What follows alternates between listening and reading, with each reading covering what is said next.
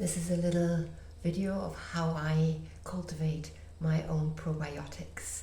I'm here in London today, and this lovely thing is called a SCOBY, and it has traveled many years ago, 20 years ago, from Japan to me, and I've had an ancestor of this for the last 20 years. I have traveled it like that, fairly dry with a bit of sugar in a zip bag, from Scotland to Germany, from Germany to France, from France back to Germany, via Luxembourg and Belgium, here to London town. And a little bit of that I'm going to leave with my friend, and the rest will go with me to Croatia. So while this is a bit like a pet, you can't do this with a pet. But when you have it, you need to look after it. What it needs is sugar and black tea. So I've just used basic tea, 4 tea bags, and 2 tea bags where I like the flavor of it. It was some kind of like winter spice this time, or just like these random bags that you never use because you don't know if you like them. You can also use green tea, but it needs a little bit of a kick for it to start going. So the first brew, when I kind of like went somewhere, I usually do black tea heavy. I've done a black tea infusion in this overnight. I don't stir it, I don't squeeze it, and I just poured it into this jar. This is a perfect jar, by the way, for 1 or 2 people. At home we have like big jars because we have 4 people. Have it cool down, and then the shocking thing, which shocked me when I started with Kombucha: white sugar. White sugar is not something I have taken much ever, and it's like the food of the devil and all that, but it is a food of the SCOBY. So the SCOBY will eat it and transform it into what you need, which doesn't have. So when it's cold outside, and I might show you how it looks out here in London, it's beautiful. It's -5 degrees, and it's very cold, even in this kitchen. So it might take a little bit of longer to get it started. Usually 5 days are fine and sufficient to brew it. I sometimes like to have it stronger, and I do a second brew, but I will give you some more information on that. So don't be too kind of like careful with it. It's gonna be 6 spoons like this. Yep, 6 spoons. It's the only sugar I really buy ever. This one is icing sugar, which is still just sugar thrown through a blender. 2, 3. As no one in this house eats sugar, they don't have sugar, and they don't even know where this comes from. 4, 5, 6.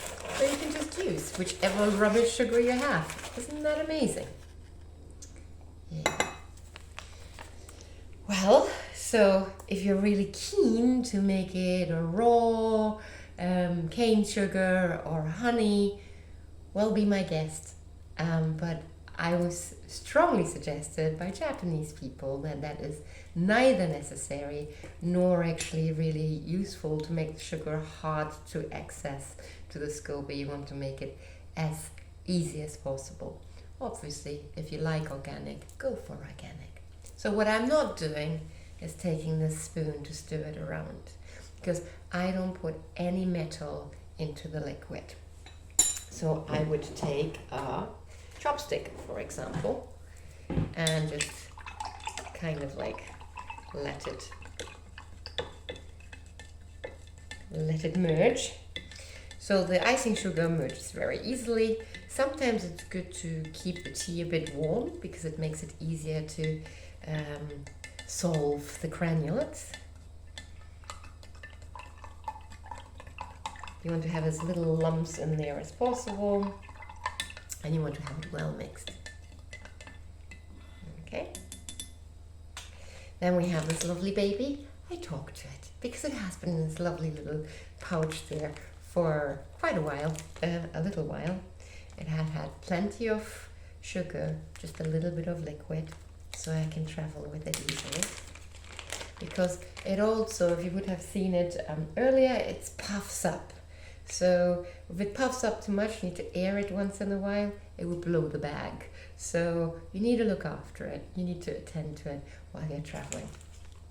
So there's a little bit of juice in there, and then there is a disc. Only handle it with clean hands, because they are really easy to infect with all sorts of things, and then they turn grey or kind of like they just turn. So you need to make sure that your hands are always clean and what you're dealing with is clean as well. So that was a full disc, and I have a little baby that has created on my journey already. Started with a full disc, so I take some of this juice in there because that's really potent, and this little thing here. So the SCOBY, the disc, gets thicker and thicker as it gets older, and it has little layers like that on it. Yep. And if you're producing just for yourself, you would let them go every week. Like this thing, you just let it go. Put it in your compost. It's great in your compost. Cool. Just put it on top of the other. And you can wash them off. Filtered water is great. They like filtered water. If you don't have filtered water, they will grow to like the water you have. They are quite resilient, but I don't like any dirt on them. That's it. I usually give one away to a friend, that just in case mine turns, I have a backup. And this lovely friend in Glasgow also offers you the ready-made wonderful brew for delivery. If you want some more information, put your details below, and I'll put you in touch with Danielle, who holds the SCOBYs in Glasgow for anyone that wants one, and also for anyone that wants to learn more on the second brew. Okay, this now, there will be a little cloth on top with a rubber band, and it stands in a dark place, away from sunlight. Warmer makes it faster, cooler makes it slower, so it's up to you. And you will take just a little sip of it every day. If you have a health problem, reach out to me, because you might need to take it differently. But just for your probiotic, first thing in the morning, before food, is great. It also gives you a bit of a kick, makes you wake up. It's sour, and if sour is a real big deal for you, you can put a bit of apple juice in it, or you can just grow to like it, depending on your body type. Sour is a very, very good thing for you. You can have a little bit more of that information about Ayurveda. Again, if you want to know more about Ayurveda, put your details below, and I send you a free booklet on your body type, finding out what your body type is. Let's just start 2025 by looking better after ourselves without making too much of a fuss. I think I've mastered the minimum and integrated it like toothbrushing. So to me, it's normal to travel with my SCOBY, but it wasn't like that when I started. So it's like little things. Let's find out what's important to you to look after first. Establish that, and then add another thing.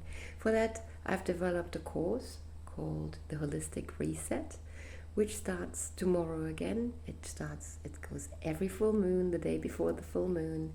You sign up once for it, and you have it for life, because you can download it. And it's just like that commitment to our body, mind, and breath, to really check in once a month, and to let action follow, and educated action.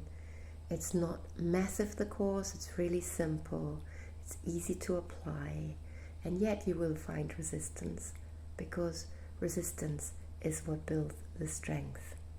Have a lovely time, Have a lovely start of your year, and look after yourself as you deserve it. And the better you look after yourself, the better the world looks after you.